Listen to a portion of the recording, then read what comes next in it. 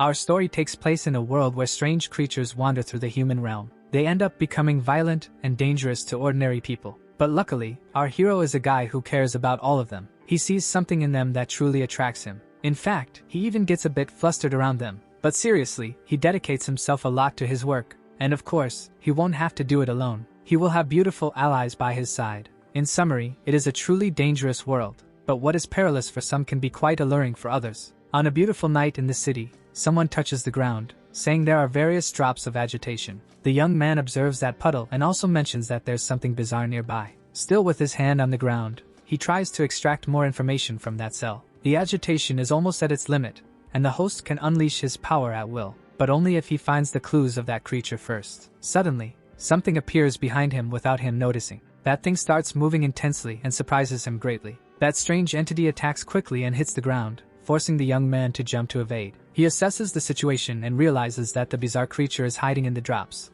waiting for a chance to make a stealthy attack. Looking at that strange thing, he thinks it's impossible to know which one is the source. Suddenly, something catches his attention above our hero and surprises him once again. Smiling, he prepares himself while saying he has found it. That thing hits our hero and spreads all over the place. The young man holds that half-human woman while asking her not to run away. Still, the bizarre creature escapes from his hands right after trying to attack. Intrigued by the situation, he comments that she is quite a dangerous girl. That bizarre creature looks at him a bit intimidated. Our hero says he will be embarrassed if the young woman keeps showing those legs. The creature merely observes him with snake-like eyes, appearing somewhat irritated. A provoked bizarre creature is even more dangerous, but that was not the intention of our boy. The purple thing on the man's chest explains that the creatures already see him as an enemy and urges him to use his own power. The boy feels something uncomfortable as that energy slowly begins to take over his body. It modifies his arm, which splits into what looks like several tentacles. With an intense gaze, he seems ready to attack. Using the tentacles, he manages to bind the bizarre creature's legs, leaving no chance for defense. Surprised, he wonders if that is the force of the agitation of the drops. Perhaps people see that operation as something wrong, but maybe the host needs to have a better understanding of things. Out of nowhere, the beautiful creature, at least in the eyes of our young man, releases one of the legs that were entangled. It seems that this time the young man did not expect her to manage that. Now free, she leaps at him with all her might. It could be the end for our young man. Using that strange tentacle arm, he reacts by questioning if she still intends to retaliate. This time, the tentacles bind various places, providing a beautiful view for our hero. He feels satisfied and comments that he likes to see her fighting like that, full of will. Yes, this time his thoughts were quite indecent, and his parasite catches his attention. Then that creature opens a huge mouth. From inside that mouth comes another mouth that extends further, resembling an alien, and the boy finds what he sees quite unpleasant. Now the bizarre creature binds him, and his shock leaves him unresponsive to the attack. Somewhat battered, he thinks this is his end. The creature's mouth is bizarrely large and seems like it will swallow him whole, leaving nothing for a snack. As he faces his death, he wonders why things are taking this turn. Why on earth did I sign up for this? Questions the young man. This is Chang Zai-kun, a high school student. Considering what he is used to seeing in his daily life, he can't really say that anything can be considered strange. Initially, he felt a sense of fear, which was normal, let's agree. But soon after, he realized he was capable of seeing them. The shock of having something he could enjoy alone. In the end, that left our little hero deeply fascinated. Everyone thinks he is strange, even his parents, who rented an apartment for him, and don't even ask if he would like to come back during the holidays. Suddenly he thinks, what was that now? It seems that these red traces are something quite bizarre. Running in surprise, he questions if there is something in that alley. When out of nowhere, a strange thing hits his face. Grabbing that little thing in his hands, he wonders what it could be. And that whole cute little mini people get a bit desperate upon hearing that he wants to turn them into his pet.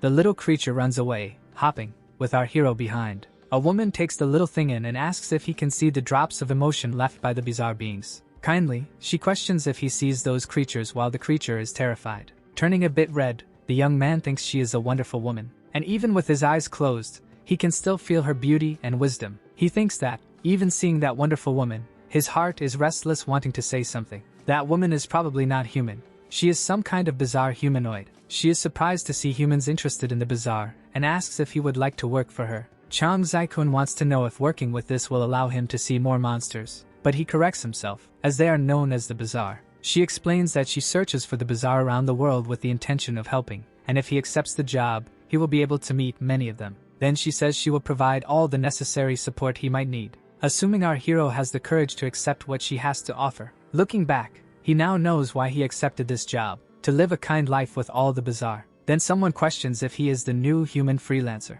She wants to know if this is his work attitude, flailing on the ground like a fish. Touching the young man's face, she asks if he really likes the bazaar. Excited, she says he must help them immediately. The guy doesn't understand anything and asks who that girl is, because it's dangerous here. As the creature strikes fiercely, he says it's better for her to step back to stay safe. She jumps away carrying the young man and avoids the monster's blow. Then she questions if he was trying to warn her, but carrying him like a bag, she says he would be dead if it weren't for her. Our young man realizes that his wounds have been healed, but he is all marked with scars. Remembering that beautiful woman, he wonders if she sent the girl to help. Then he feels moved, as he didn't think she had such consideration. Wanting to make things clear, the girl explains that she has nothing to do with those bizarre beings. But more seriously, she says that dealing with them will depend on the guy's skills. The creature seems unwilling to give up and jumps in front, blocking their path. In a quick movement, it seems something flies in the alley. Our hero crashes to the ground while the girl seems to have completely lost her mind. That thing rolls like a ball, while Chang Zaikun lies like a fool on the ground watching.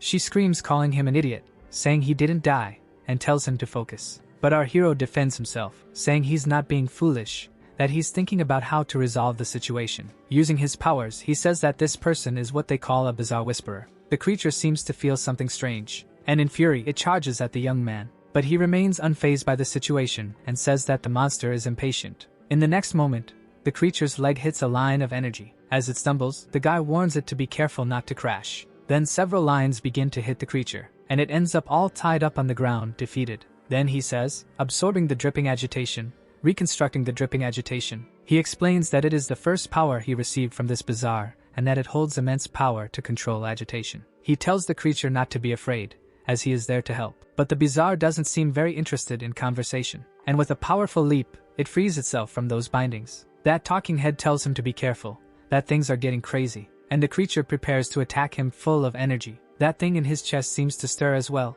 and again he attacks the monster with another bunch of threads. The creature is all tied up again, above him. It ends up falling into his lap like a damsel. Filled with compassion, he thinks it's a shame. He comments that all her wounds have been healed. He says that before meeting her, he found an area full of drops of agitation on the walls and floor, and that she passed through places with sharp and crushed stones like a barefoot figure staining the area. He says that others might ignore this, but he noticed it as soon as he saw her, and if he hadn't been drawn to her behavior, he would have noticed this aspect earlier. No one can feel her discomfort or her pain for being in this world, and they will never be able to heal those wounds. However, in the end, that doesn't matter anymore. He just hopes to return to his world with her and take care of her feet. The creature watches him, now calmer. While the girl assembles herself like a Lego, she asks what's going on. Irritated, she asks how he manages to take away Blitz's power, and says that if she returned the attack, he would be done for. She asks if that's how he sees a bazaar, like a young girl without love. Chang Zaikun tells the creature not to be scared,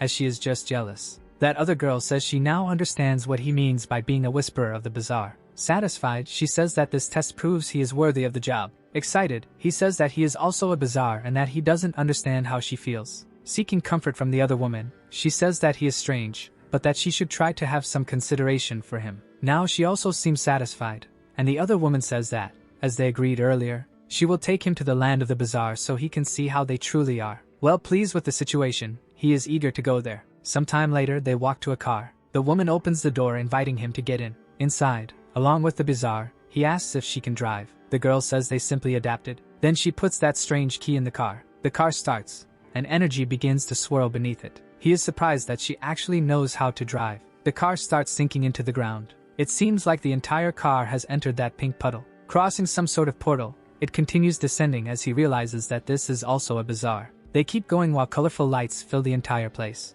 Impressed, he wonders what kind of trip this is. Every cell in his body becomes frantic as they swim and fly. That thing keeps flying through space until they hit a puddle. Putting her hand outside that creature, the woman says they have arrived. Our hero delicately exits the car. He falls to the ground all disjointed. He looks ahead and is surprised by what he sees. Looking at all those truly bizarre things, he wonders if this could be the homeland of the bazaar, and he is genuinely enchanted by it. He finds all of them adorable, while the girl criticizes their small talk. Smiling, she says that, by human customs, they could find a place to sit and chat. Then they head to the place, and a girl with several arms welcomes them. Meanwhile, the bartender seems to handle the work with ease. Someone announces that 4 new guests have arrived. Now the bizarre little group is sitting comfortably, and someone serves a unique drink in a glass. The woman extends her hand and tells him to try it. She takes some strange balls from a jar, opens it, and lets them fall into the glass. She says that the name of that place is Moonrise and that she is the lord of the place, called Nonentity. Our young man wonders why she belittles herself by calling herself nothing.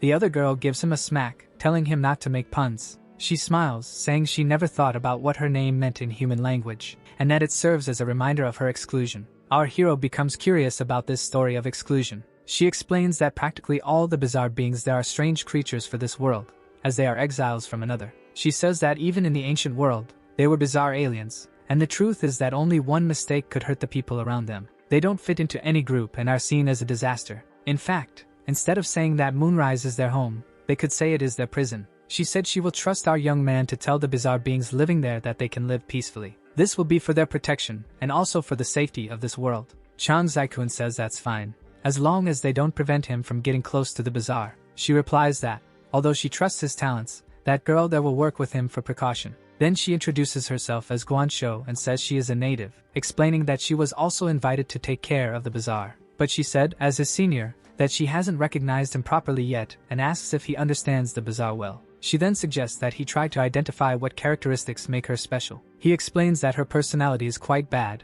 and that is special for a bazaar. The girl gets irritated and jumps on him, saying she will get mad on behalf of all human women and will punch him. But suddenly, our hero touches her face, saying he prefers not to be beaten. Leaving her surprised, he states that he prefers to act instead. Then he easily removes his head from his body. She asks if he thinks that by taking off his head he will intimidate her. But our hero seems surprised by what she is saying, and in the next moment, he leans in to kiss her. This leaves the owner of the place and the other bazaar surprised. But before touching the girl, he says it was as he imagined, and he pushes her away, saying it really is a bizarre and inhuman feeling. She says she doesn't understand, asking if that's how he confirms it. Then he replies that if she really is a bazaar from this area, she must be the beautiful head recorded in the tales of Liao Zhai. It resembles the stories that record the head of a very beautiful woman. He adds that this body is like a prosthesis she uses to pass as human, and that she can control when the head is connected. Continuing with the story, he tells her that if the tale is correct, she should have only one arm that belongs to her original body. Then Guanshou attacks him with a headbutt,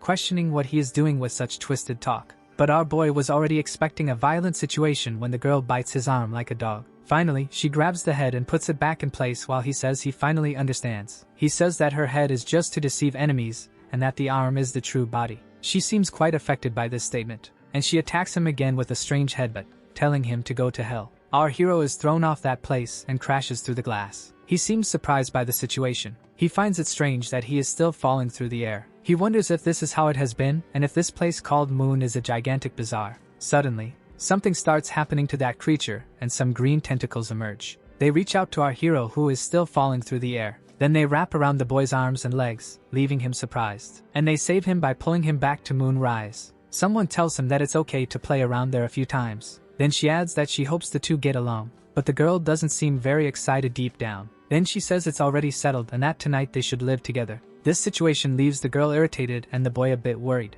A bit incredulous, he questions if this is his room. It actually looks like a pretty nice room, but he teases, saying it doesn't remind him of a bazaar. Then the girl slams the bedroom door and asks if he feels that now. Striking a somewhat strange pose, she questions if that reminds him of a bazaar. She tries to attack him again, but the boy dodges. Digging his fingers into the wall, he says there's no time for games, noticing that the agitation is increasing and things are getting serious. Then he decides to act using his power. He starts to bind her body with those pink tentacles, and it seems he is managing to immobilize the girl. Now he feels a bit calmer with the girl controlled, but she seems irritated at being all tied up like this, and he begins to absorb the agitation. It seems that worked, but he needs to keep in mind that she is not his opponent. The danger level of bazaar is classified as abominable, danger class, fatal class, and also vital class. Shortly after the host enters into symbiosis with him, she became a junior bazaar who can handle a vital class alone. She is only responsible for communication and support as a manager. However, if she succumbs to her desires, she will become a fatal class bazaar, and it seems she is disconnecting again. The rest of her body seems motionless on the ground, while those two parts float in front of our hero. He is surprised by what is happening. He realizes that his arm and head have come loose and are sinking into the wall of the apartment. Since the girl has these powers, he expects to be attacked from any direction. Something suddenly catches his attention, but before he can turn to see what is happening, he is hit in the back. Then he goes straight to the ground with a strong impact. She says he understood correctly, that she can pass through materials and control everything she is connected to. But she mocks him, saying, "So what if you know?" Chang Zaikuan is on the ground defenseless while she prepares to attack. Suddenly, an arm emerges from behind and grabs him by the neck, and she explains that this is the welcome ceremony of the bazaars, making their position regarding strength clear. He smiles, saying he has never seen this before and calls her senior. Then she explains that they are managers of bazaars and that absolute conquest is the truth for all of them. Guanzhou says that he may have received approval from that entity, but she prefers suppression over any validation. He watches silently for a moment.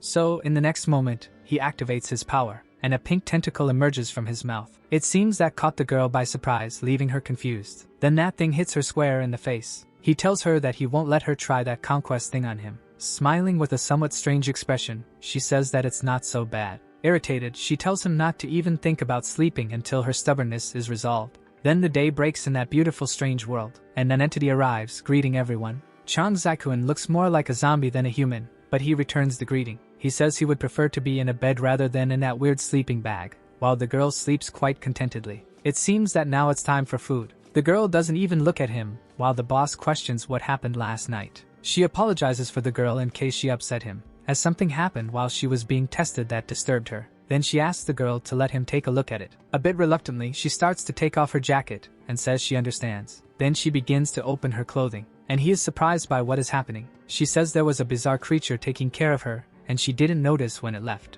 Surprised, he asks if she lived in that hole and what kind of bazaar it was. She replies that it was the same one they encountered earlier, and that its name is Neru. Besides being a particularly curious bazaar, but she thought it didn't need attention and left it with Guanzhou. Then she questions if he is willing to help correct her mistake. Smiling, he says that since it's a job, he accepts, but there is something more. Looking a bit crazy, he says he wants to squeeze that little creature when it's over, and the girl agrees eagerly. He explains that before continuing, he needs to investigate the place where it lived to find some useful clue. She isn't very pleased with that, but tells him to hurry up. Then he goes with his hand touching that hole and she becomes suspicious. He starts to feel around inside that strange thing. He says that her artificial body is really very beautiful, and she feels satisfied, affirming that it was her own work. Suddenly, he seems to feel something strange. This stirs him a bit. He looks outside while thinking it is Neru. In that window on the other side, he sees the creature like a giant beast. He finds everything very strange, even if it is a bazaar. That is definitely not normal. The duel continues at the table in a somewhat strange atmosphere. The girl seems to have become a bit shy about it. Then she says that, according to human etiquette, she should apologize to him. He waits for the apology, but she remains silent. Then she looks at him as if expecting him to do something. In fact, she hoped he would cut her off by saying it was all right, so she wouldn't have to apologize, which would be quite convenient. He wants to know why she can't act like a human since she knows so much about them. For her, humans are always making malicious plans, so she can't let her guard down around them. She then questions our guy why some humans like bizarre creatures so much when they should actually be terrified. She remembers telling a guy named Pal Kun that he did nothing wrong, that it was the others who gave up on them first. She seems a bit thoughtful about this situation. Then, feeling all high and mighty, he says it's because that guy has good judgment and good taste. But she concludes that it might be because guys like him don't have friends, and he feels that in his heart. The girl is also somewhat conceited and says she will give him advice as a first-time manager. She explains that in this business of searching for and taking care of bizarre creatures, humans often see them as the greatest threat. Chang Zaikuan says he understands, but as a human, he will explain something to her, and he comments that her tough side is fading, leaving the girl somewhat tense. In the next moment, that car appears again in the human world. Getting out of it, she says to proceed while asking if he can feel where Nera might be, but he explains that he can only judge the bizarre creatures accurately and has no communication skills. Even so, he asserts that he could have a sense of it. Curious, she asks what it will be, and he tells her to just follow him. He thinks that giant eye appeared after he found her aura in Nera's nest. Out of nowhere, they hear someone calling for help. A woman is lying on the ground in despair, asking what that thing is and pleading for it not to come closer. Excited, Guanzhou realizes they just found it on the street and rushes to catch it. But the little creature isn't very excited about that and starts hopping away from them. A bit disappointed, she notices it has simply vanished into thin air. Chang Zaikun thinks this was some kind of evasion skill from the creature and believes that even Guanzhou won't be able to control it. He is surprised by something about that woman, and in desperation, she asks if he saw that too. Screaming uncontrollably, she says it was a monster. Crying, she claims that the creature went and ate her nuts. Chang Zaikuan seems to not truly believe in that situation. She says that it is a spiritual support she can never enjoy, which is why she went there, but it wouldn't be this time that she would be at ease. He remembers what the boss said, that Neru is easily attracted to new things, and believes it was curious about the nuts. The girl is shaken, saying she never thought she would encounter something so horrible, and wants to know what the guy thinks. But he says he hasn't seen anything like that horrible monster. She then apologizes for seeming crazy and thought she had met someone who wouldn't find her bizarre. Our hero ponders this, and remembers when they used to call him weird and alien. They teased him, asking if he was really human, saying he was very strange. He also thinks that others were even weirder. Then, suddenly, someone points out that there it is. The men grab the girl, saying she escapes from the asylum many times and that torments them. They say she will be in a straitjacket when she returns, while she screams that she hasn't been able to eat the chestnuts yet. Guansho asks if she isn't the girl who was involved with Neru just a little while ago. But our hero says she is just a patient with mental issues and it's not like you can compare the two. And he says that when they find Neru, he hopes no one is bothering him. Then, suddenly, someone approaches asking about this name. The guy is curious that Chang Zaikun called that thing Neru. He says it's interesting and tells them to follow him, as this time he will manage to harvest them. Meanwhile, back there, the men restrain the girl. The creature continues fleeing from our duo of pursuers. It is curious about being in a snack bar. Then it wonders if he would be interested in human food. But luckily it is not lunchtime yet, and they might be able to catch the creature soon. The girl is curious to know how it will be done. In that place full of snack bars, it doesn't seem too crowded. Then he tells her to just go ahead and says he is one of the vendors. She finds it funny, as suddenly it seems like the boy is a strange recluse going shopping for the first time. And he defends himself, saying that just because he knows how to get along with widows doesn't mean he gets along with people. He explains that everyone has their ups and downs, but the girl isn't convinced while he hides behind her like a scared puppy. Determined, she takes the lead to go in front. She explains that this body is precisely to deal with humans, and says she will show him how good she has become at it. Approaching the stall, she catches the vendor's attention. Showing all her determination, she says she wants a portion of fried chicken. The attendant, in turn, thinks she is a very polite young lady. She shows the chicken, all satisfied, seeming like the mission was a success. From up there, the little creature observes the situation, and they realize they are being watched by Neru. It seems the creature is quite interested in that, probably because of the good smell. Our boy discreetly observes the creature, but it notices and takes off. Guansho feels a bit disappointed, thinking it went badly, and there goes the money for the operation. Chang Zaikun considers that it is not what Nera likes to eat. Maybe the creature prefers something tastier. The girl is curious to know what he means by deeper flavor. Then he points, asking what she thinks of that. Sometime later, they approach the food stall. A woman questions what that smell is, and they are sitting at a table with something that has a very strong odor. A beautiful plate of food is served, and quite satisfied, he says that the name of that is Lasafen. The girl feels a bit embarrassed, and doesn't know if it will work out. Chang Zaikun also can't guarantee it will work, but he hopes it does. Suddenly, the little creature appears at the edge of the table, and starts climbing towards that unique dish of food. The little thing is really cute. Some strange aura is bubbling in that place. The girl is curious to know why he is there and not eating. Our hero observes the creature in silence. Finally, he apologizes to the little creature, saying he got everything wrong. He recounts that he remembers moments earlier when the creature ran away upon seeing him. It seems it wasn't because the creature found something more attractive or was frustrated or scared. In fact, it was because it encountered someone with an intense passion that left its instincts in panic. And he understands that the creature pursues these scents because people become calm after eating, so he asks if what it seeks is an environment where it can relax. Our hero calls for Guansho, and she becomes suspicious of such a formal call. But he smiles, saying that they may not get along, but he knows how difficult this job is for her. Then he questions whether she doesn't want to relax for today and enjoy a bit of human food. She feels embarrassed and asks why he wants to do something like that. Chang Zaikun wants her to trust him, as he doesn't make mistakes in judgment, and can thus help create a more pleasant atmosphere. She feels quite shy about this, but she ends up accepting the food into her mouth. Our boy asks if she liked it. Jokingly, still embarrassed, she says it is much better than that dish over there. People around think they are a lovey-dovey couple, while Nera looks at the situation curiously. He watches our hero do that. Then, suddenly, something starts to happen there, and that creature transforms into a beautiful girl with long green hair. Surprising them, the girl pokes Chang Zaikun. Then she points to herself and to the dish and asks with difficulty, "Rua." Our boy is a bit surprised by this, and the girl questions if Nera transformed into that. Guansho says that non-entity spoke about this transformation and that she would do it when she was fascinated enough. Chang Zaikun is quite surprised. She remembers well Nera's transformation and that it is the deeper side of the soul, the other side. Then she wonders what this girl has to do with Chang Zaikun. The girl starts waving her arms and making sounds as if she were a baby. Chang Zaikun doesn't understand and questions what she is trying to say,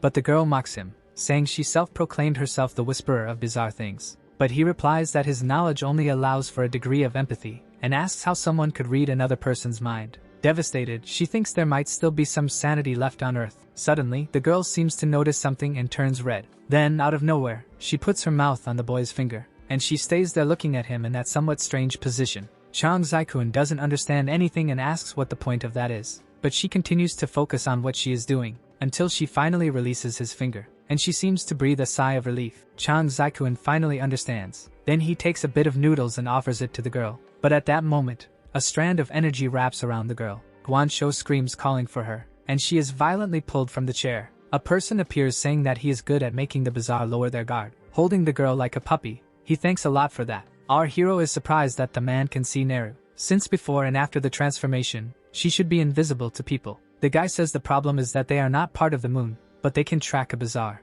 The henchmen say they will take everyone with them. Our boy throws himself on the ground demanding that the girl explain this, and also throwing herself off the table. She says she will explain this later, but hints that she never thought she would find them there. She also says that they are not like them and that they are enemies, so they should focus on recovering Neru. The girl screams in desperation. Chang Zaikun notices that her level of agitation is increasing now. From within him, the host says he detected a well of agitation and can now better harness his power. Then all that energy begins to manifest in our hero in the form of pink tentacles. Those things advance against the henchmen and start to restrain them all. The boss seems to not believe what is happening and says that the boy is not human. He thinks our hero is also a bazaar, but Chang Zaikun just observes while using all his power. He leaves that bunch of defeated guys on the ground, and it seems he overestimated the men, but in reality, they were very weak. His partner wonders if that would be an angry Chang Zaikun. She comments that the unarmed guys are absolutely nothing, but she says their eyes are remodeled so they can see the bazaar. Meanwhile, our kind hero approaches Neru, saying it was nothing and that he will help her get free. At that moment, the girl notices a car has stopped there, and she realizes it was that girl with mental issues from before. Apparently, the guys are capturing people and they are not real patients. She believes that girl is also a victim of the situation. Frightened, she asks if they dealt with those men. Guansho wants to know what they did to her. Then the girl gets quite angry and starts stepping on the guy, saying she warned him not to take her nuts. The girl questions if they captured a monster, and Neru gets a little irritated. But Chang Zaikun says they didn't capture anyone, they are freeing them. While the girl finally manages to eat her nuts, she says she understands. But it seems there's something quite bizarre happening in her mouth, and she lunges forward, screaming as she prepares to attack the group. Goodness, it looks like the defenseless girl is a strange monster. That bizarre thing lunges forward, and Neru gets scared again. But our powerful hero steps in front and protects the defenseless girl. She starts running in fear and turns back into a cute little creature. Guansho opens his shirt and asks her to get in there, which seems like a very interesting place. Neru, with a leap, goes straight into that hole. Chang Zaikun watches this with a somewhat irritated expression. The poor monster wants to know why our hero deceived her. She says that the guy can see monsters, so she questions how he couldn't have seen who she was. Chang Zaikun replies that he couldn't see anything before, but now he can see clearly. The poor monster tells him not to say things that hurt her like that. The woman attacks again, saying she knew as soon as she heard they have the same past. But this time she manages to hit our hero squarely, and he flies far away from the impact. Chang Zaikun, irritated, asks if she thinks they are friends. Guansho realizes it's a gang of humans who won't stop until they capture bizarre creatures and also Moon. Moreover, that hideous woman has a transformation level beyond the guys who were beaten. She knows she should deal with this situation, but Neru is restless inside her body. Her concern is that the enemy might be stronger than she thought, and then she won't be able to keep everyone safe. She thinks it's better for the guy to run away, as that's the best they can do right now. But it seems his opinion on that is quite different. That bizarre woman responds by using her power against him. Again, our hero's tentacles wrap around that grotesque mouth of the girl. She says he can't keep opposing her. Then, becoming even uglier, she commands him to join her. The host says that ultra neurotoxins have been detected. He tells the host to do something now. And suddenly, he is transported to a different location. Observing everything, he questions what happened. From behind him, someone asks to be saved. He sees the girl begging him not to come closer, saying she is a monster, while that huge creature watches him. Crying, she asks if he can see and says she doesn't want to die. Chang Zaikun questions where the monster is and wants to know if she has mental issues or is just trying to get attention. Desperate, she says that's not it. Irritated, he grabs her by the shirt, saying she's trying to trick him with these tricks. And he prepares to punch the girl, saying she is a scoundrel. Suddenly, he seems to come back to himself. He looks at his hands, questioning what he is doing. He thinks that wasn't him. It was just an illusion of someone pretending to be him. Suddenly, a voice says he realized it was all a lie. Then she approaches from behind and says these are their biggest misunderstandings. Reacting quickly, our hero invokes his power, but nothing happens, leaving him surprised. She hugs him, saying this place is safe, so he shouldn't be afraid, and that no one can get hurt there. She wants to know if he understands her, and says they are equals after all. Then, in his ear, she asks him to accept her request. Drooling strangely on him, she tells him to become one with her, for together they can kill those monsters that oppress them. Our hero remains there apathetic while being embraced, before that huge red eye. In the real world, the two are entangled with their powers. She wonders what happened for everything to be so calm and thinks it's a great opportunity to attack. But in the next moment, without any warning, Nera jumps away. She tries to scream for the little creature to stop, but Nera goes straight for the head of our hero. He is Chang Zaikuin, and he has had the power to see the bazaar since his birth. They glide over the masses and sometimes fight among themselves, but they rarely have human targets. At first, he was terrified, but eventually, he found a more terrifying existence than the bazaar. Someone told him that everyone saw each other eye to eye, and that it would be better if he disappeared. He wonders why he remembered that day, but perhaps they are just flashbacks. He remembers everything that happened that day. Now in front of him is that girl named Neru. He is surprised,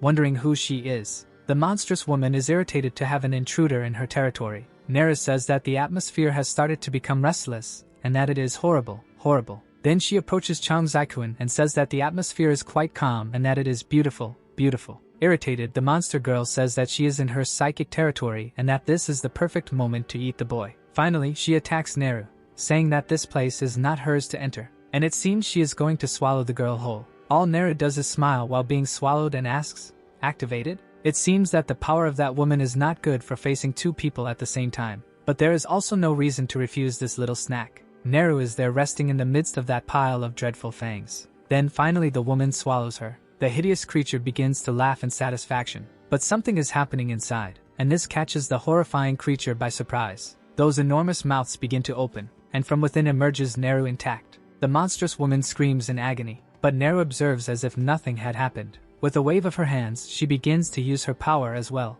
and she smiles as she transforms it all into a small red ball. That strange woman realizes that her already strange mouth has been destroyed. Neru then starts to put the ball in her mouth. She swallows it as if it were something truly appetizing, but in the next moment she spits it out. She says it has the mixed flavor of human and bizarre, so it would be something like a mutant human that absorbed the bizarre. But if she doesn't devour it, she won't be able to get her dear one back. The mutant woman seems unable to believe she is feeling pain in her own psychic area. Ironically, the monster wants to know what kind of monster the other girl is. Frightened, she orders her not to come closer. Nera mocks her, and says she is just an unbeatable monster in the psychic domain. And in a somewhat cute way, she talks about eating the girl. A giant eye appears there, and then a grotesque huge mouth follows. It approaches the girl mercilessly. She becomes terrified, screaming, and then finally she closes herself off. Back in the real world, she seems scared and still spits out a bit of blood. Our hero also has a look of surprise. In the next moment, the girl is lying on the ground and he watches her. The boy explains that she just suffocated his psyche, but now everything is fine. Nera asks that in exchange for this favor, he keeps things stable as they are now. Then she suddenly approaches, saying she has seen his past and that it is delicious. He is quite surprised by this attitude. Suddenly, Guan Shou appears in front of him, questioning if he is okay. But nearby, someone makes a noise and catches their attention. It is Neru, who is again making her strange noises. Our hero tells her not to worry, as he is fine. But he is thinking about what happened, not understanding if Neru is that giant eye or if she is something different. He is in doubt about which part is real and which part is his imagination. And the truth is, no matter how you see it, Neru is the most phenomenal bazaar they have ever encountered. Our hero traps something at the feet of a bazaar. He smiles satisfied and says that should be enough. He believes there will be no overflowing agitation and it won't disrupt his steps. He assures that from now on, in places outside of Moonrise, she won't become agitated again. It seems the creature is quite pleased with this. She snuggles up to him, making him awkward, while saying that if she is happy, he is happy too. But something catches his attention, and he wonders what it could be. Guan Shou thinks it is a reaction of astonishment. The chief comments that it is the first time she has seen a human and a bazaar get along so well. She adds that she thought it wouldn't last long. Moreover, she confesses that she is more surprised than she expected. Chan Zaikun explains that, in the stories, many bizarre beings have harmed humans, which is why they fear them so much. He explains that snakes have been victims of human disdain, but they only defend themselves in reaction, and that humans who understand this can have a harmonious life with them. Humans also consider sparrows a plague, but now they thrive all over the world. Moreover, they fear spiders that do no harm, and it is brilliant to place ethics above the turmoil for human civilization. Smiling, he says he judges the bizarre beings very accurately and believes they can coexist. Guansho wants to know if there is a dangerous bizarre being that threatens humanity, and he asks if he believes he can live well alongside humanity. But surprisingly, our hero questions whether she is not describing part of humanity,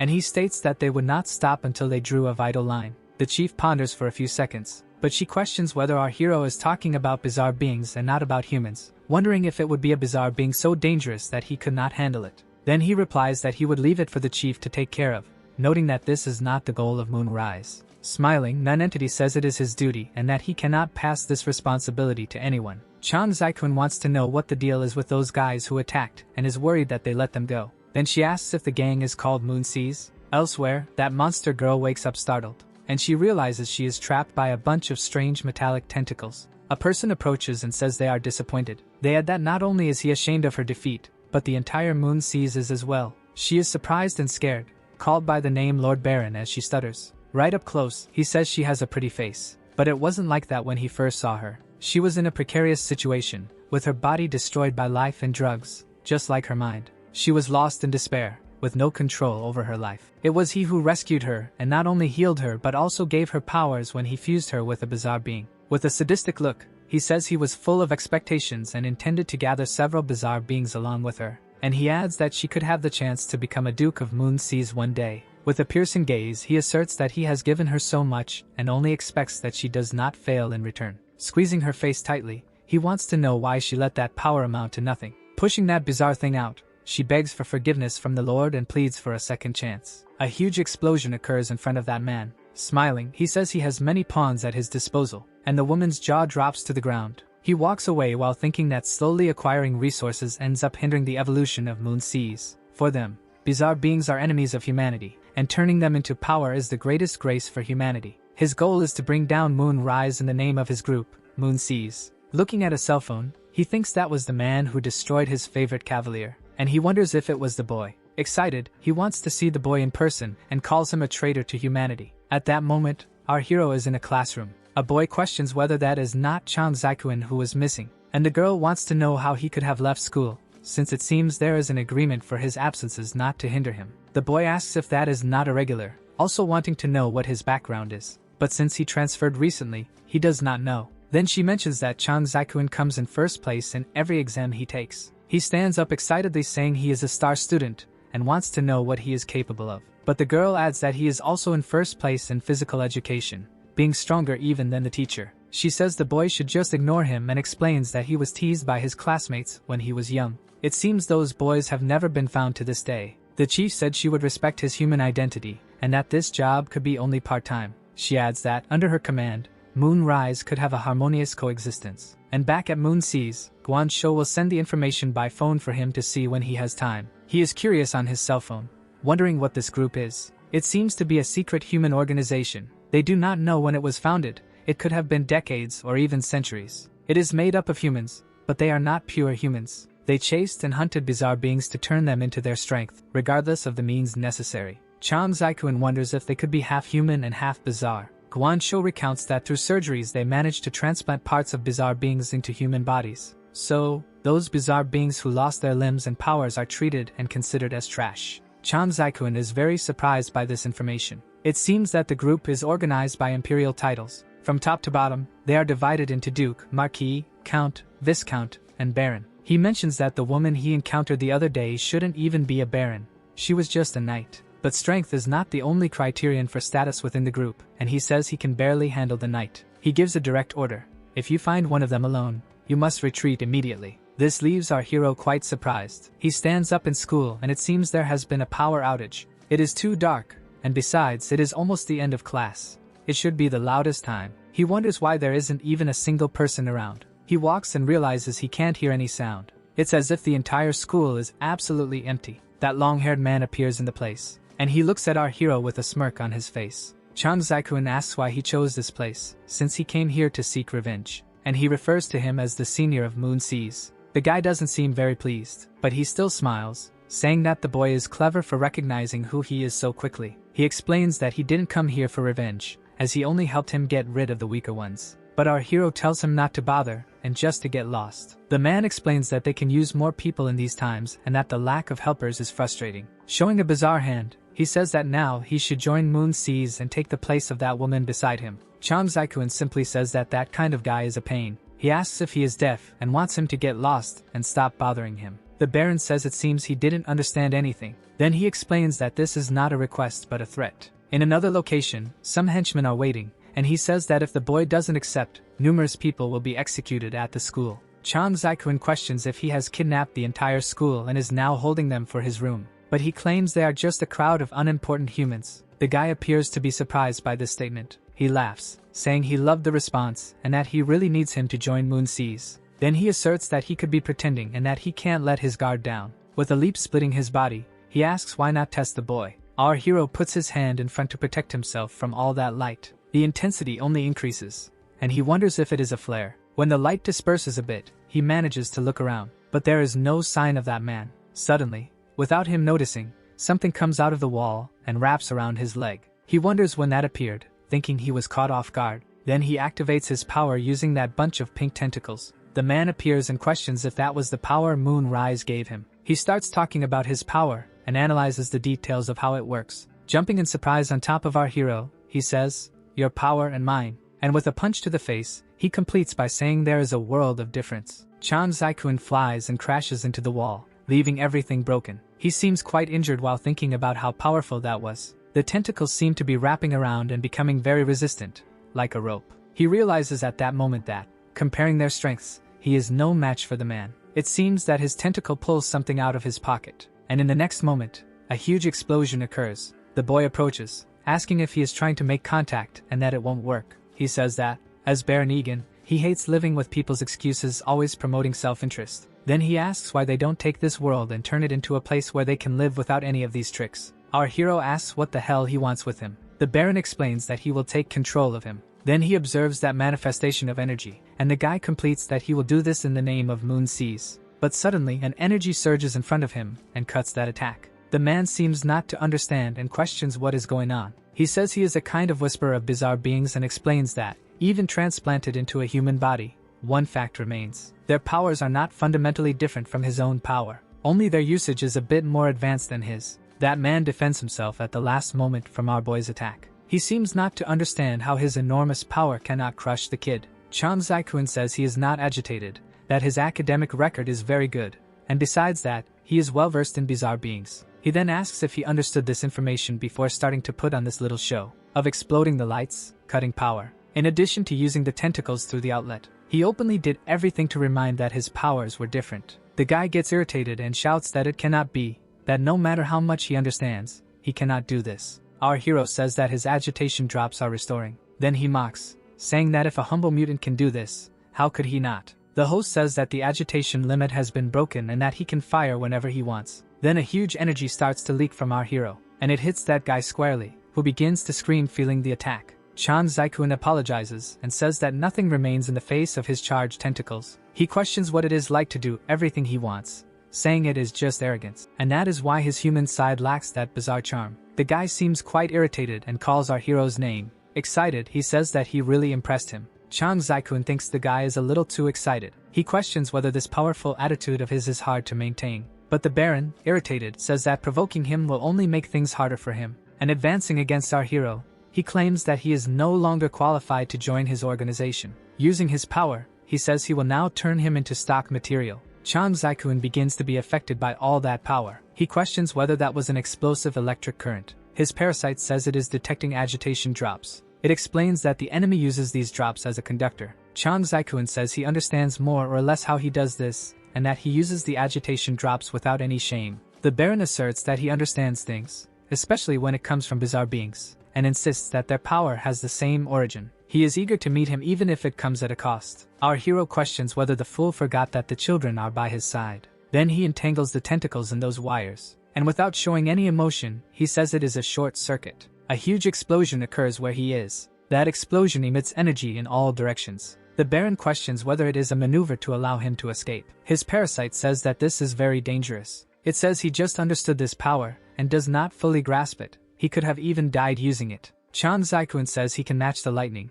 but he cannot face him without using electric currents. It seems the enemy is now heading to the gym. It must be there that the hostages are, and our hero intends to think of a plan. Sometime later, with a huge red moon in the sky, that double door opens with the Baron entering suddenly. With a bit of fear, he questions whether with all that activity outside the problem has already been resolved. But the man says that the power supply of this place is precarious, and that he needs the hostages. The girl feels a tense atmosphere and believes they will be executed. The boy whispers to her, questioning whether they will not see a scene like that, and she becomes curious about what he is talking about. He says she is the most beautiful among all the students and fears what they might do to her. It seems the guy has the gift of making the situation heavier, and the girl asks if he cannot give her a little relief. Then, suddenly, she points at the boy and says she will start with him. The Baron approaches, saying he found someone strong there, to everyone's despair. The situation reverses, and the desperate boy asks for help. But the man does not give him time to think and begins to use his power on him. He is very happy to see that there is plenty of energy around. He comments that bioelectricity suits him better than other types. A boy is sprawled on the ground while the girl shakes him,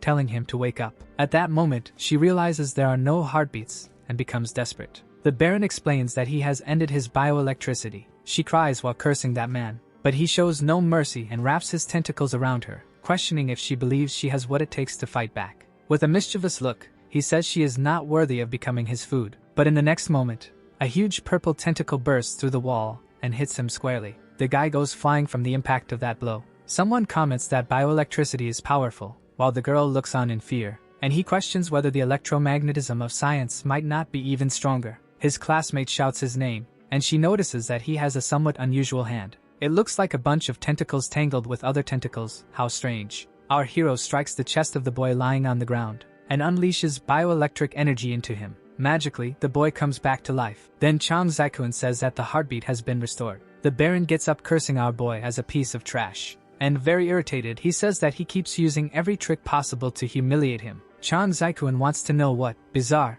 means to him, if it is simply a modified source of energy. He says that he lacks the mystical charm of the bizarre and also cannot manipulate electricity according to science. He adds that he is just a hungry and arrogant man who suddenly gained powers. Out of nowhere, the Baron starts laughing at the situation. He grabs people with his tentacles and says that those who dare to underestimate him will not die gracefully. The girl screams that he is sucking the energy from his own henchmen. That bunch of people falls dead to the ground, and he says he will give a moment to witness true power. Then he lets out a scream, manifesting all that terrifying energy. Our hero stands firm while the energy swirls around him. He makes a movement with his arms and all his tentacles writhe. He creates a huge defensive net around himself and the other students. Then he activates his power and finalizes that protective shield. The man is not satisfied, saying that that thing obstructed his power, and he asks how long he thinks he can ignore his absolute strength. Chang Zaikuan continues to strive to protect everyone, when that energy takes on a terrifying form and advances toward him. The Baron, in his pure energy form, says that he will have no chance against him.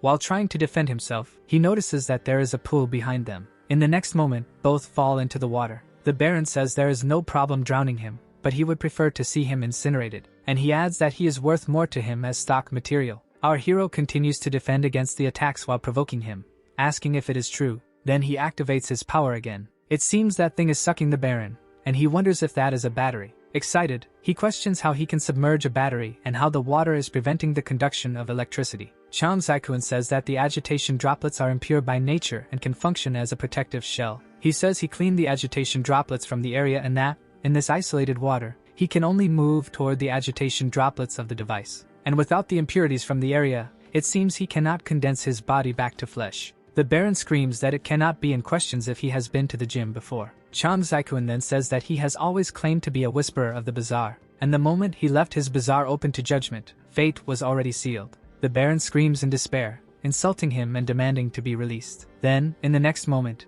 he is no longer seen at the bottom of the pool. Suddenly, some tentacles emerge from the water, and our hero appears at the edge of the pool with that device. He says that with audacious humans like him in the world, he loves the bizarre more and more. The Baron looks frightened by what he sees. He looks at that place full of strange crystals. A voice questions if that is the place he has always wanted to know. Then it calls him Baron Egan of Moon Seas. He says it was just as he imagined, that Moon Rise was supporting Chang Zaikuan. Cursing, he asserts that the boss will regret letting him go. He laughs uncontrollably, saying that the Moon Seas Empire will mean nothing to him when he conquers Moon Rise. But suddenly something seems to slip out of his control, and he asks what reverse power that is. Non-entity says it is exactly as Chang Zaikuan described. She adds that she sees no trace of bizarre in him, just a man hungry for power, so she can deal with him with a clear conscience. She says that the lifespan of the bizarre in his body exceeds his own and that he cannot live or die with it. Explain that one day his body will be old and will not withstand this power. As he begins to wither, she asserts that she will incinerate him until he is charred.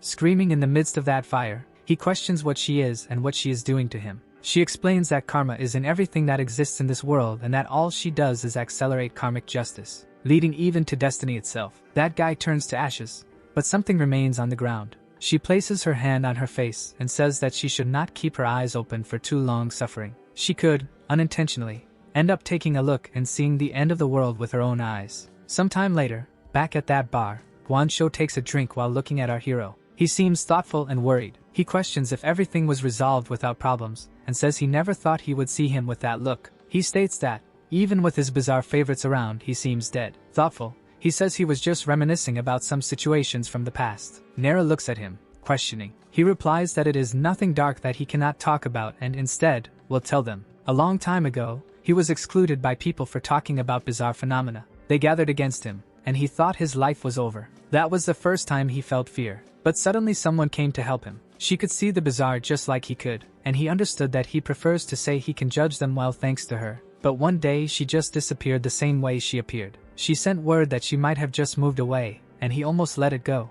But now that he knows of the existence of moon seas, he believes she may have been kidnapped by them all these years. As far as he is concerned, he does not need another motivation. He needs to become strong to face the organization and pursue her whereabouts. The boss says that, at his current level, he can only deal with the Baron, and that choosing this path will make him a target of the organization. Chang Zaikun states that he is not very good at dealing with people, but there is something that they and the bizarre have in common. He remembers his partner saying that they should define positions through strength, that there is no better way for humans to have those sensations than feeling it on their skin. So he asks them to please show him how to fight against this organization. The boss says it seems he has already made his decision. Then she extends her hand and tells him to follow her, for in Moonrise there is a place where his wishes can be fulfilled. Our hero follows the boss to that strange place. Curious, he wonders what kind of place that is. That place is the deepest area of Moonrise, and the bizarre there have their reasons for living in isolation. She questions if he remembers their danger classification levels. Adrenaline Vita is the one that has the ability to cause injuries or loss of vital energy. The fatal can easily cause death or annihilation.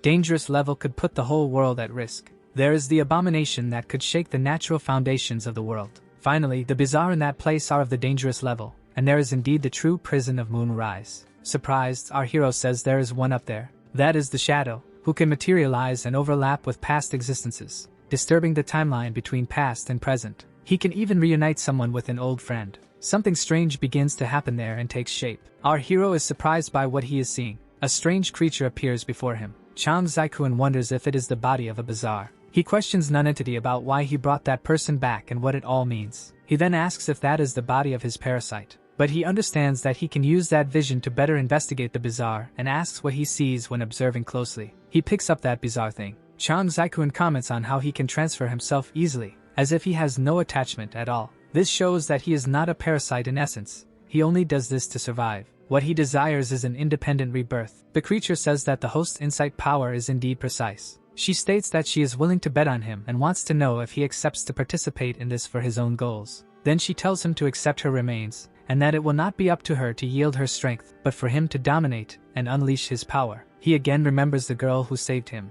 and thinks that he trusted her. Making a movement with his arm, he says that the result of his bet should be beneficial for both. Then he takes that cloak and puts it on. An energy begins to spread throughout the place, and one of his eyes changes completely. Chang Zaikun asks if she still considers her current human self, but she promises that when he absorbs enough energy to be reborn, he will return to being completely human. Then she adds that she has already prepared the initial nourishment, while that guy jumps at him again. But our hero notices the attack and interrupts it without much difficulty. He questions whether he is materializing the past and states that this is the power of shadow. He prepares an attack saying that if the materialized past is not weaker, that Baron Egan should not have any surprises. And with that, he hits the guy squarely. That imitation of the past begins to emit a strange sound, and in the next moment, it becomes a creature made of pure energy. Our hero is not intimidated and unleashes a shockwave from his hand. The attack hits the creature directly. In the next moment, that thing is on fire on the ground, while he says it was as he imagined. Even the same abilities bring different impacts when one understands their functioning in a different way. Shadow continues flying above them, and if all the human kidnappers are like the Baron,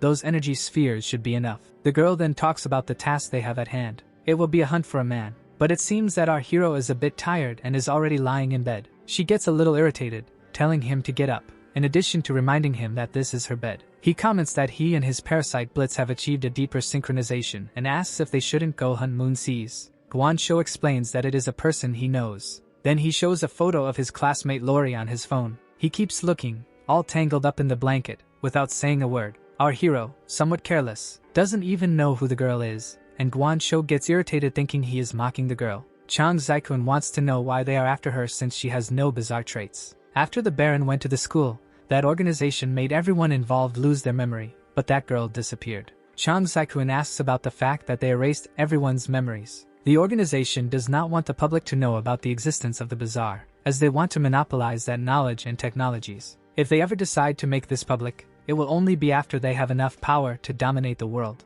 Our hero wants to know what the girl has to do with this, but Guansho explains that they do not have a perfect technique for erasing memories. The most likely scenario is that if they find her, they will end up using her to improve their fusion experiments. She appeals to the fact that the boy does not want to see the Bazaar getting hurt, questioning whether he will just watch all of this. Then, the next day, very early, he says that just because she told him to follow a human doesn't mean he has the powers to do so. But of course, society has an effective way of searching for people. It would be by making a call to emergency services. Somewhat convinced, he thinks the best way is to leave it to the police. While they do that, of course, he will take a nap to rest. Then he pulls the blanket to tidy up his bed. But it seems there is a little surprise lying there, and the girl is drooling while she sleeps. She wakes up rubbing her eyes in confusion. Then, on the phone, he seems to be notifying the police that she has been found, which leaves her desperate. She runs out, pushes the phone from his hand, and asks him to wait. Frightened, she pleads for him to listen to her first, as he is the only one who can save her. But he wants to know first how she got in there. Then she tells him that she looked up the school records to find the address. And then she said she was his girlfriend and asked the apartment staff to open the door. Our hero is surprised that she knows how to use her abilities well. Then she talks about that night at school and about the people who were taken to the hospital. At first, she thought it was to check if everyone was okay, but she felt that something was wrong. She remembers the situation where everyone was waiting and the doctors were telling them to go one by one to the emergency room. The doctor asks those in worse condition to enter first. Scared, the girl asks if they think they are safe now. She comments to a friend that all of that was strange and terrible, but someone orders her to shut up. The doctor says that this is an emergency center and that she should be quiet. So, all sweet, she asks if they can speak a little quieter. But nearby, someone catches her attention while carrying a mirror, and it seems she sees through the reflection, through the emergency room window, something quite bizarre happening. The person inside appears to be going through a tense situation. The doctor merely observes that scene and says it's already resolved. Then she tells the next person to come in so they don't lose even one patient. She stands up, terrified by that situation. The young man leaves the emergency room somewhat shaken. She asks what is happening, frightened. The guy seems a bit slow and can't explain things properly. She becomes worried because he only talks about someone else and seems to not remember what happened. The doctor roughly pushes the boy, telling him to hurry up, as there are several other people. That young man seems a bit dazed and needs to rest, while the girl needs to think quickly to escape from there. Then, suddenly, the young man vomits on her. She hits him, shouting that it was disgusting. The girl needs to clean herself up and doesn't even know if she has other clothes to change into. The doctor, irritated, tells her to go back and not delay the exams, and she replies that she heard him loud and clear. Then, minutes later, she is in the bathroom cleaning herself. She remembers the doctor's words to return, but thinks she won't do that. Suddenly, she realizes that this is the best moment to flee. She can't just run out of there, or she will be seen by the doctors. It seems that her only option is to go through the window. But looking down from above, she sees doctors even outside. She wonders why there are doctors patrolling.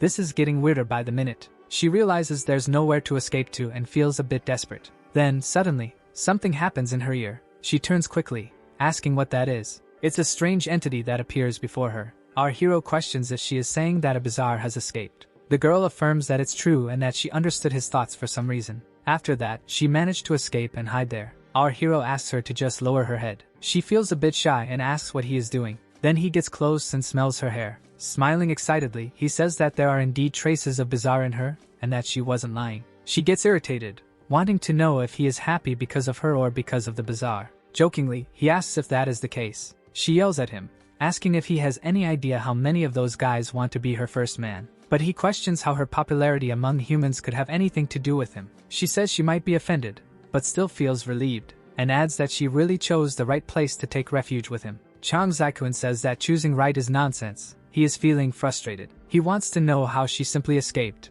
as it didn't seem easy. He recounts that when he first encountered them, they were also posing as health professionals. They caused chaos at the school without alerting the community, which proves they are quite efficient. Chang Zaikuan says he fears he might have let her see the device intentionally and that their goal could be the bazaar she bumped into. The girl gets scared and asks if they could still come after her. Chang Zaikuan confirms that it's quite possible and hopes she finds that bazaar again. Desperate, the girl says she doesn't want to be brainwashed, but our hero holds her, telling her to serve as bait and lure the organization. A bit confused, she questions this. He explains that his goal is to find and help the bazaars, but his only concern is not being able to interrogate more prisoners. Guan Shou is surprised that they found the girl and that the organization is after her. Moreover, she will use what was said to try to discover the identity of that bazaar. Touching Nera's head, she tells her to just wait. Inside, she seems to be a bit asleep. Then she starts to wake up slowly around there. She comments that this is a child not very familiar. It looks like a glowing jellyfish floating around. She questions if she is escaping and says she could only help her if she were in the psychic world. Then she hugs her legs, saying it's chaotic and terrible. Sometime later,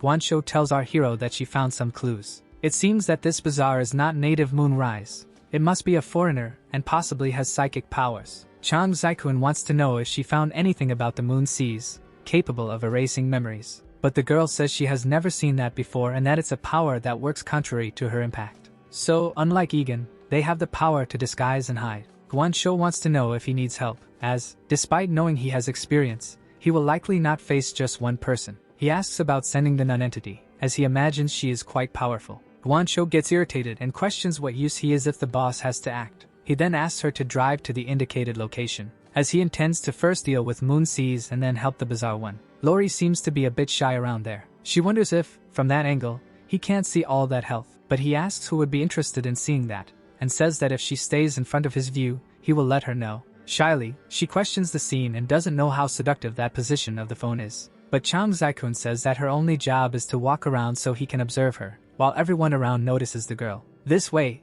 it becomes easier for him to observe her from afar and still have an idea through the phone of what is around. And even if there are spies nearby, he intends to see them this way. Even Blitz is keeping an eye on this situation. That parasite is going to his hand. But in fact, they have been roaming around for hours and haven't found anything suspicious. He walks while a security camera follows his movement. Our hero realizes the exact moment the camera turns. Everything indicates that someone is watching him from another location. The parasite says that the camera has turned and is clearly monitoring him. He feels a bit tense about this situation, hoping they have only hacked the Sky Eye system. Chang Zaikun tells them to stop for today and comments that the gang's security system is bigger than he thought. But on the other end of the phone, no one responds. The guy says that she is not listening. Something strange begins to happen in front of him. He is caught off guard by some manifestation of energy. Something tells him that they are lurking beside him and that he should go to their side. Meanwhile, the girl observes that place trembling, and seeming to be in some sort of trance, she says she must go in there now. He thinks that their main objective is not Moon Seas,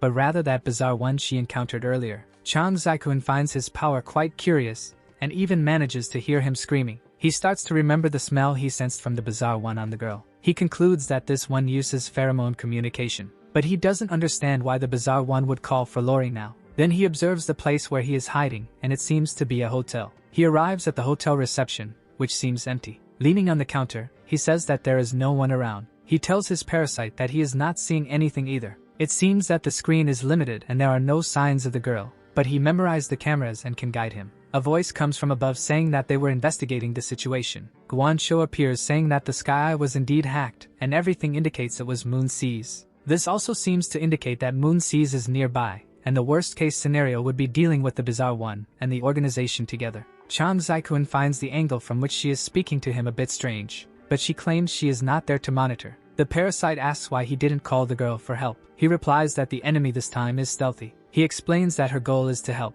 but her power could make a huge difference. He says that, in the name of Moonrise, she operates in human form, so there is a chance the organization knows her identity. Taking her would make the enemy stay on high alert and complicate his work. Moreover, regarding investigation skills, he seems quite confident as he spreads various tentacles with eyes around the place. Those eyes begin to open doors and spy inside. They also enter through the windows to search for the target. Chang Zaikun thinks that, thanks to Blitz, they can see various situations even with their eyes closed. Disappointed, he only finds couples having fun, and his parasite comments that he expected something different there. He says he cares little for this bunch of boring scenes in a world of billions. Unless, of course, the participants are bizarre. Then he says it would be worth it, but the parasite asserts that it cannot answer that as a bizarre one. In the next moment, he says he found something, and it seems to be the girl walking in a trance. She is not in her normal condition, but she is not alone, as there are several other strange ones on alert at the windows and doors. Chang Zaikun says he isn't seeing anything bizarre.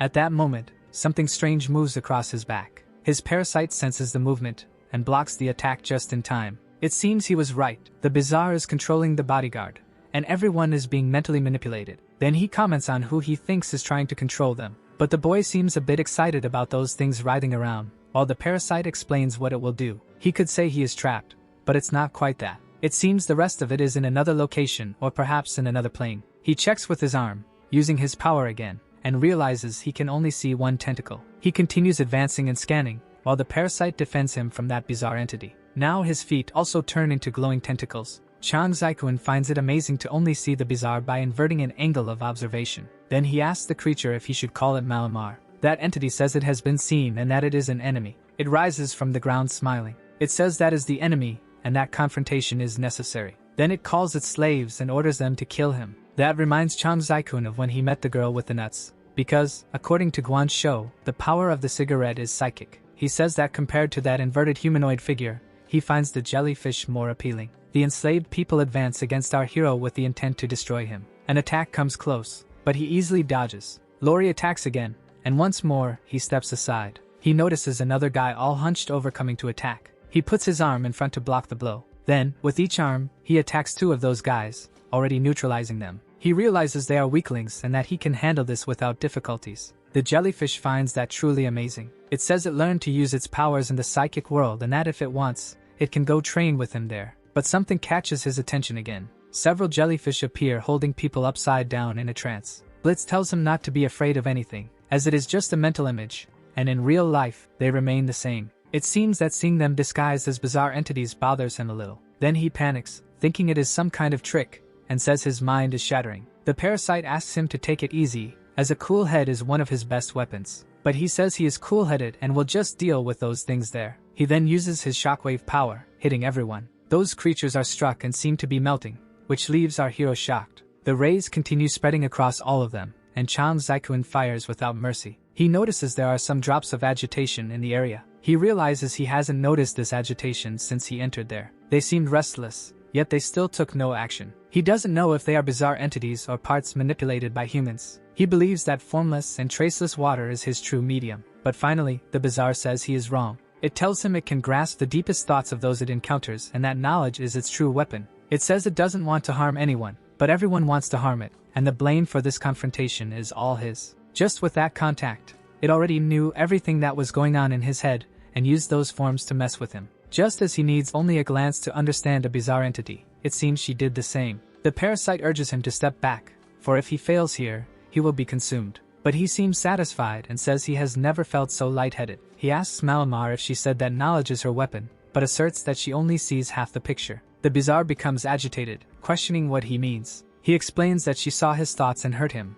causing confusion, but did not understand his intentions. And he adds that she cannot perceive who has been taking care of him all this time. Then a huge giant hand appears, holding that jellyfish. He tells her she may have taken advantage of his concern, but it was she who harmed the people first. Holding her by the leg and bringing her to its mouth, he states that she is unstable, terrible, and disgusting, but must be consumed. The creature screams as it is taken toward Nera's mouth. Back in the real world, she is lying on the ground with all the slaves unconscious. It seems the enemy was so scared that it dismantled its own psychic world. It didn't matter how strong it was inside, for in the real world, it was just a jellyfish. But she knew that Nera could win this fight. He apologizes for having taken advantage of her, but says that to win without hurting her, he needed to do this. Suddenly, Nera becomes desperate, making noise. Surprised, Chang Zaikun asks what the problem is. A voice asks if he can lower his arms. A woman grabs him by the neck with strange claws, saying that if he surrenders, she won't hurt his friends. Chang Zaikun is surprised and asks who she is, But the person doesn't care about the question and digs her claw into his neck. She says she warned him not to resist and that he is the one forcing the attack. He tries to defend himself by asking when he fought and claims that he was just, but she interrupts him and wounds him again. He seems unable to see anymore, and there is some toxin causing this. To make matters worse, the parasite also cannot see, as they are sharing the body. The woman says that since he is a whisperer of bizarre beings, his vision is a natural weapon, but she asserts that he doesn't need to worry, as the target is the jellyfish, and if he does nothing, he can be fine. Our hero questions why he should believe her. Neru is shaken, and the woman says he can trust her words. Neru jumps off his lap and runs away. Chang Zaikun wonders if this means the enemy has no psychic power and uses toxins to harm the spirit. Then, suddenly she says that Tatters can get up, and a strange creature responds that it is present. The girl orders it to pick up the bizarre being from the ground and leave immediately, without any other ideas. The creature approaches the jellyfish and says it will do as she wishes.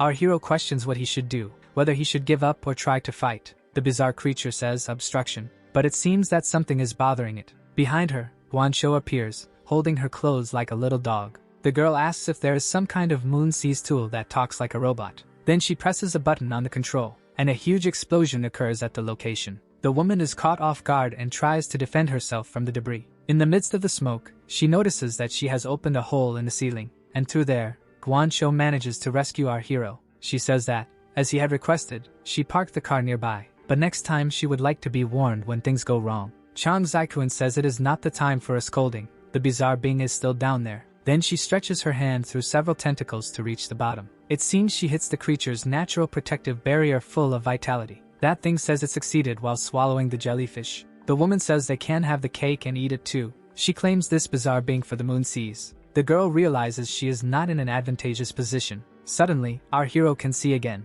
She notices that he is sitting in the room, and her partner is excited that he has rid himself of the toxins. Nera jumps on him, all happy, and he says this means the organization took the bizarre being. Guancho states that her goal is to help him, so his safety is the priority, and from now on, he should not underestimate the organization. Chang Zaikun acknowledges that the organization really knows him well and that he was caught perfectly. But if she thinks his abilities are limited to vision, she is mistaken. Guancho is curious to know what he will say next. He comments that he can distinguish the sound of those high heels. He realizes that the enemy is quite tall, and that she has a soft touch, well trained for a speech pattern. Moreover, he notices that she used an expensive perfume. He remembers the moment when she said he was a whisperer of bizarre beings. Chang Zaikun wonders if she was once a star, perhaps a model or actress, and considering the way she held him, he believes her bizarre appendage must be near her shoulder. Chang Zaikun says they might have a surprise looking. Our video ends here. If you enjoyed it, please like and subscribe to the channel. Until next time, bye bye.